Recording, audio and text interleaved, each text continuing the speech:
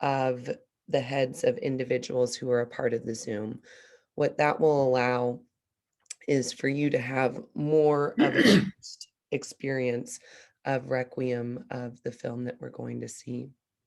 So once we start the film, which will happen here in a couple minutes, just the right-hand corner, minimize the images so you're seeing the full screen. Good morning, Rhoda. And Dick, it's 9:01, so I will turn it over to you to do an introduction. Thank you, Stacy. Malcolm Cochran is a genius, and he's a friend of Trinity.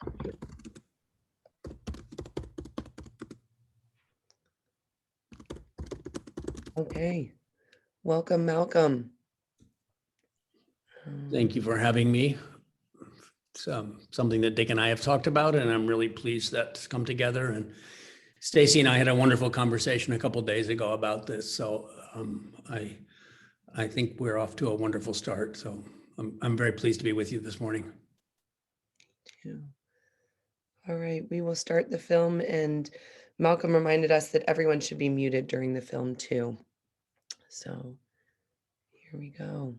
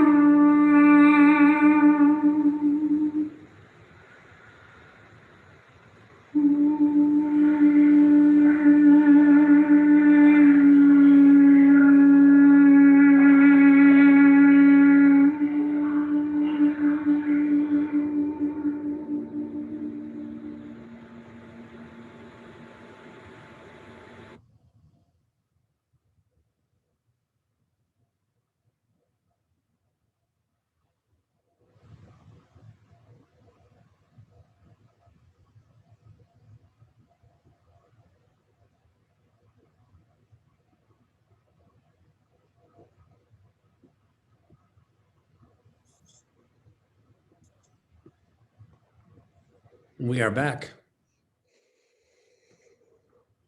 Yes. Having traveled far. Mhm.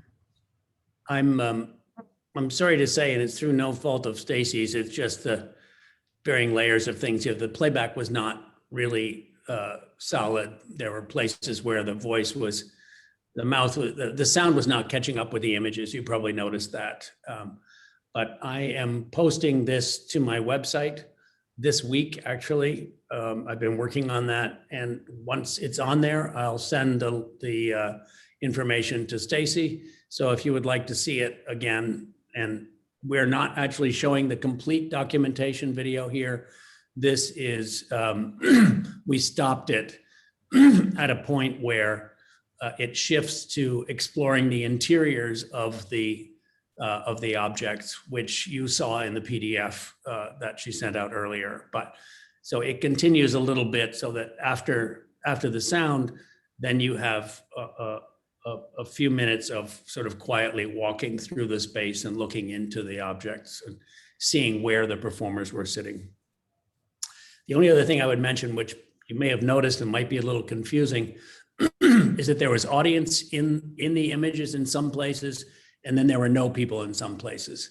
And the documentation is a combination of video recordings during a dress rehearsal and during the live performance.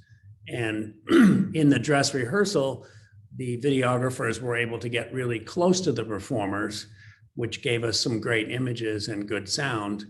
But I also wanted to have the sense of people sitting around the room and observing it. So they mix in and out, and that's why you see just white behind them at some points, and then you also see people. So, and one more point, which is mentioned in the what Stacy set out for the opening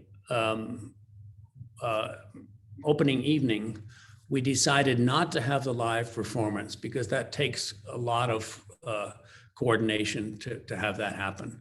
So the director of the gallery announced that the work would be performed at a certain time, and people came in and took their seats. But at that point, the refrigerators that the performers would eventually sit in were open, but nobody's sitting there. And then the music was played through the speakers in the other 8, and so really you're listening to disembodied voices. But I was really pleased and delighted that people sat as if they were in a performance. Nobody moved, absolutely mesmerized. And then it was like that during the run of the exhibition. And then there was this one live performance for which the performers were seated before audience came in. So you enter the gallery, you would see the back of their heads, take your seats, and then the performance began. So we have limited time here. I'm going to, how do you handle questions here? As they come and through invitation. I know there's one put in the chat from Debbie Dawes, Fort Camp. What effect did the boxes have on the sound?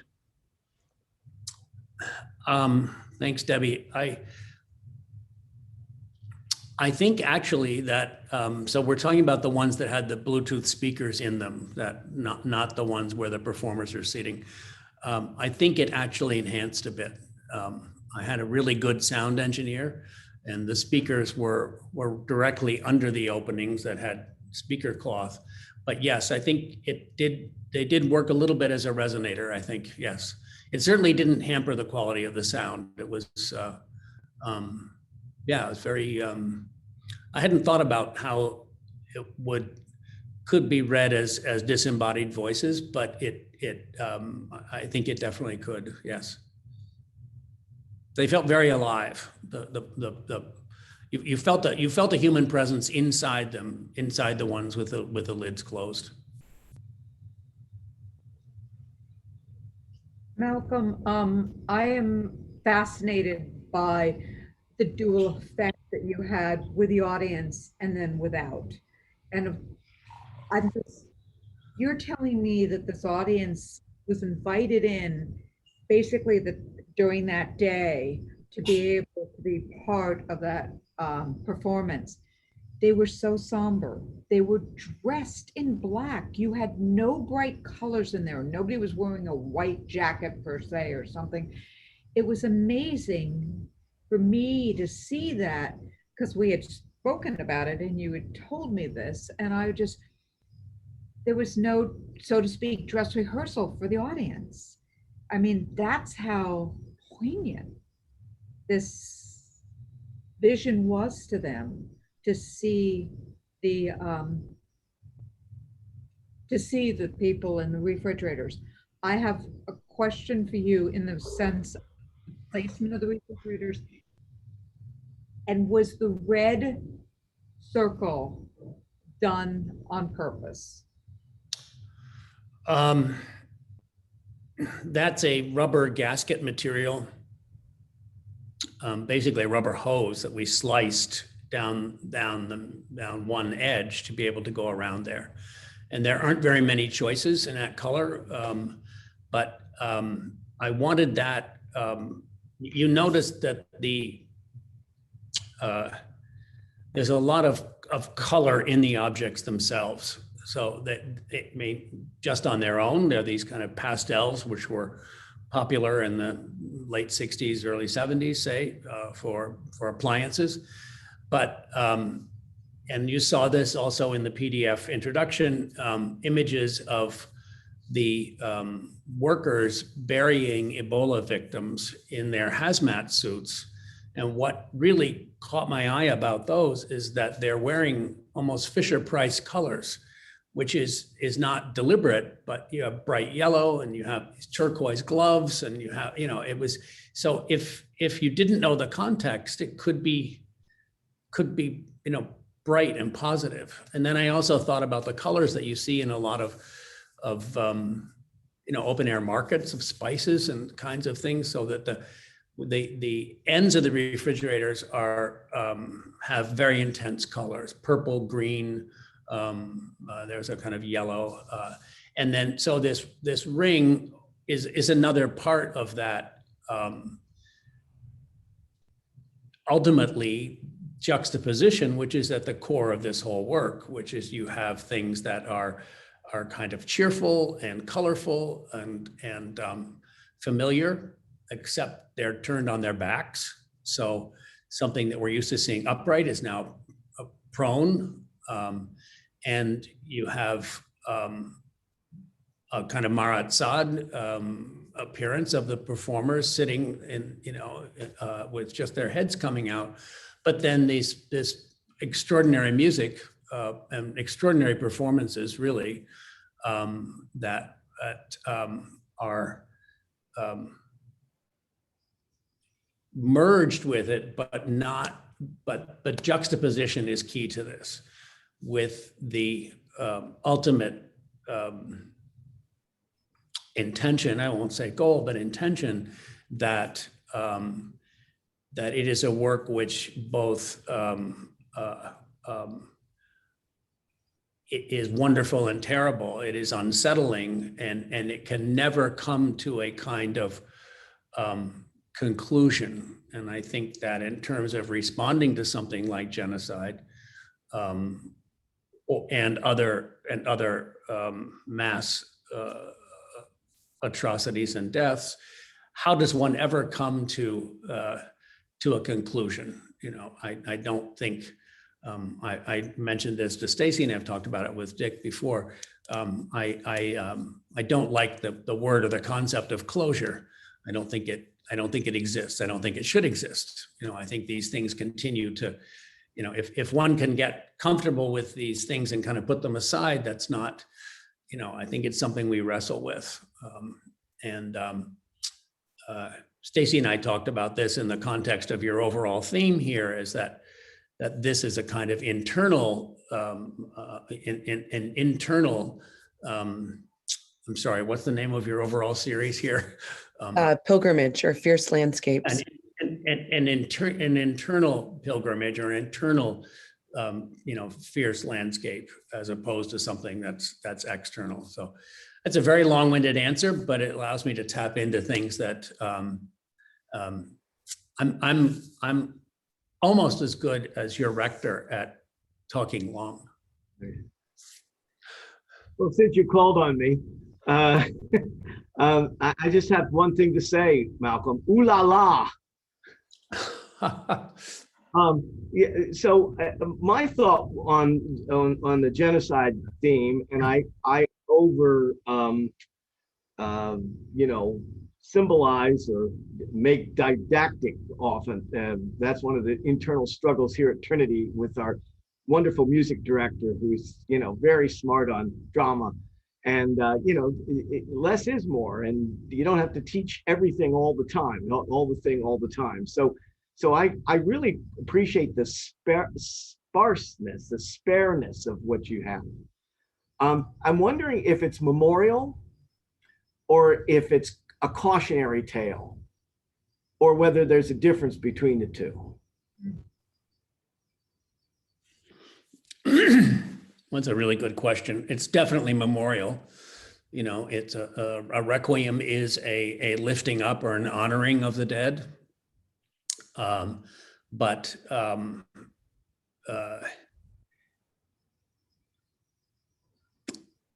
I suppose it's cautionary in that it is not simply a feel-good experience. I didn't want that. You know, that's too neat. You know, oh, that kind of oh, wasn't that a beautiful service? You know, kind of end to things. And now let's go have the cookies and chat about what a wonderful person she was, because this is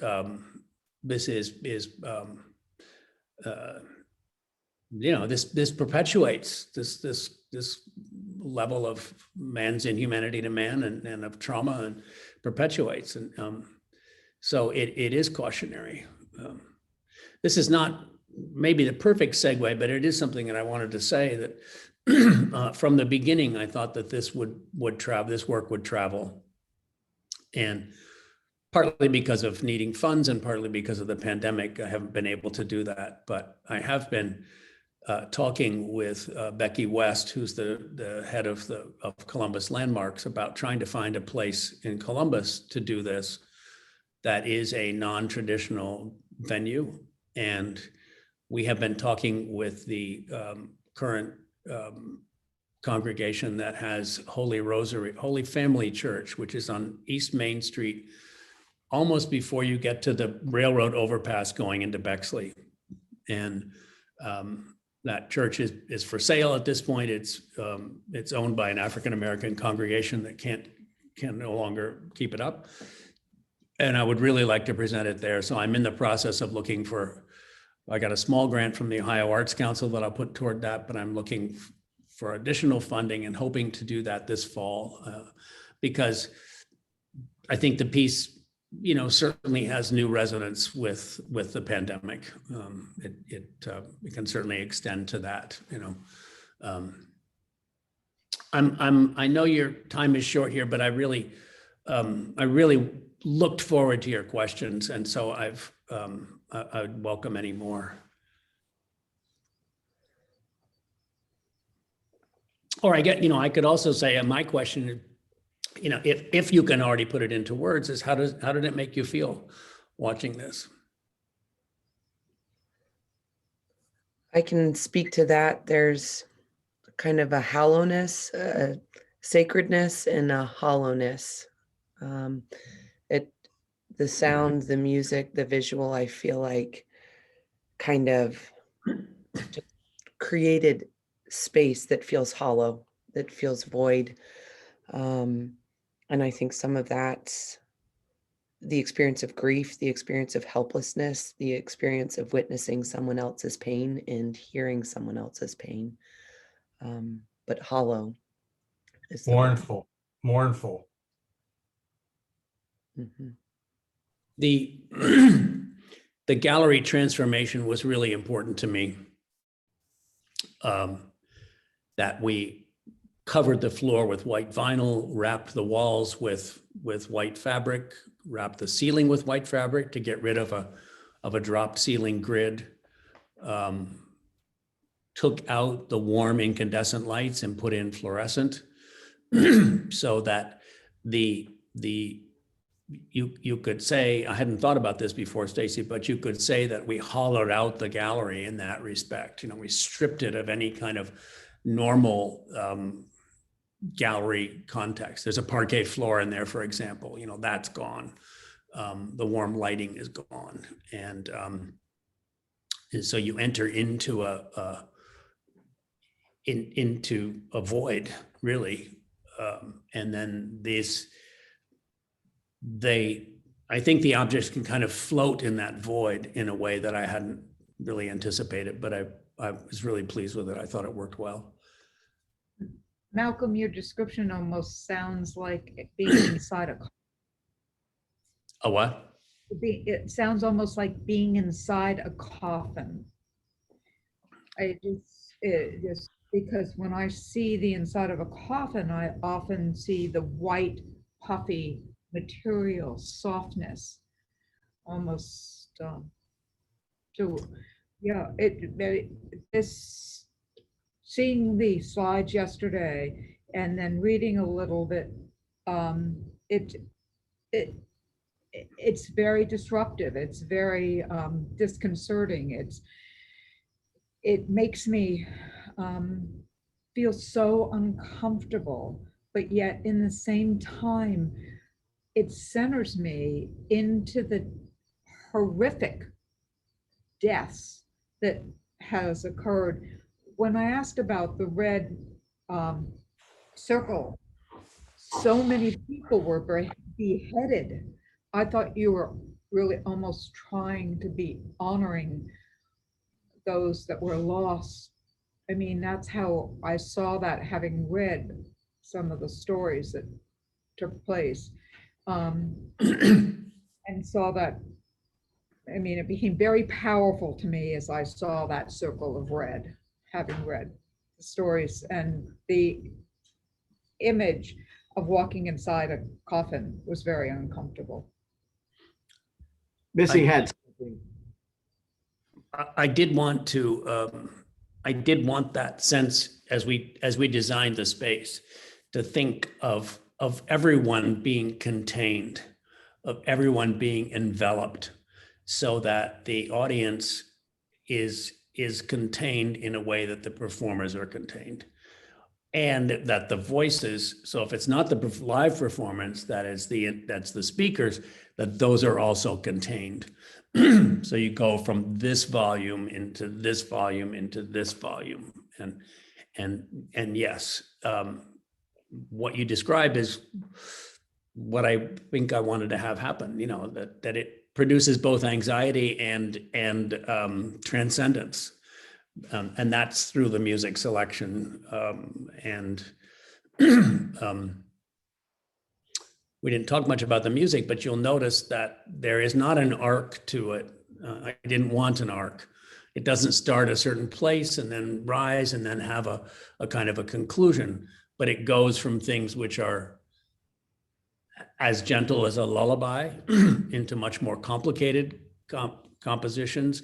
And then there's that one very, very angry one, which was written by a young Peruvian composer.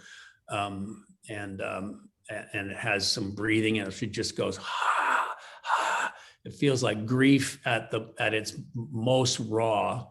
And then that's countered by something like the Mongolian camel coaxing song, which is a traditional song to encourage a mother camel to adopt an orphan young camel.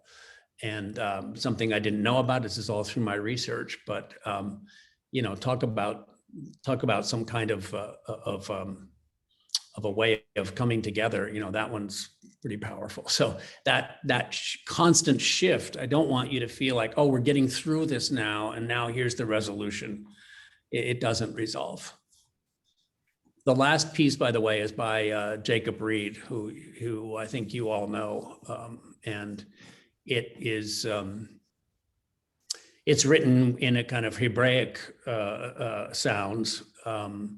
There's also an Armenian, a very early Armenian piece in here. There's a Polish work. There's a work by a Japanese composer called A Selection from 100 Prayers written after the Holocaust. So I wanted to touch on some of these major things without being overt and without being didactic, so that it's in the tonalities and it's in those things, but I don't want it to be, I don't want it to be didactic or really obvious, because I don't think that wraps it up too neatly, I think. I have to leave. Missy had a question, however. We're coming. You have things to do? We're coming to the end of our time. It wasn't a and question. transitioning. Oh, go ahead, Missy. I was just thinking, it reminds me of Euripides' Trojan Women. The lament, the horrible lament of after a very brutal war, and where the there was slaughter of women and children afterwards, and then the women become slaves and the babies were killed, and so it's and the play itself is just very, very somber. Yeah, sure. There's a good connection there, and maybe stating the obvious here, but it's women. I knew from the beginning that I wanted to be women performing, because women are often the people who are grieving, and in the images that I had in the PDF, you'll see women over, kind of draped over the coffins, and in mourning, and one of the sources for that one group one is the Sardinian professional mourners who are paid to go to different funerals and then have these kind of weeping, orchestrated weepings, merged with African American church incantations. And Deborah, the person who in the end rises above the group there, she both her parents were preachers, and she helped with that, sort of lead the way that would come together. But it is improv. I mean, it was done a couple times, but there's nothing written, so it was improv in the moment, Well, Malcolm, this has been incredibly rich, and I even think as this conclusion, as we move towards Palm Sunday and Holy Week, kind of that image and vision of people mourning at the grave certainly will be with us and stay with us. So thank you so much for your time. And yes, Zoom. You can unmute yourself, then I can hear the clapping. Yes. It's not like this. Thank you for being a friend to Trinity and for your time today. This will certainly stay with me, and I think with all of us in the coming hours, days, weeks, and months. There's just such an incredible resonance to this. So thank you all. I'm really happy to do it, and I will send you the link to my website once it's posted there, and then if you play it back yourselves, it's only 7 minutes longer. So I mean, we stopped it at just shy of 30 minutes, 37 total. So thank you all for your interest in the work, and I will also let you know if I'm fortunate enough to produce it here, which would really be my goal for this fall. Please do. So if any of you are really rich, let me know. And if you're not already giving it to Trinity. It's a good plug. A good plug. Why not? I know. All right, bye-bye. Welcome. Bye-bye.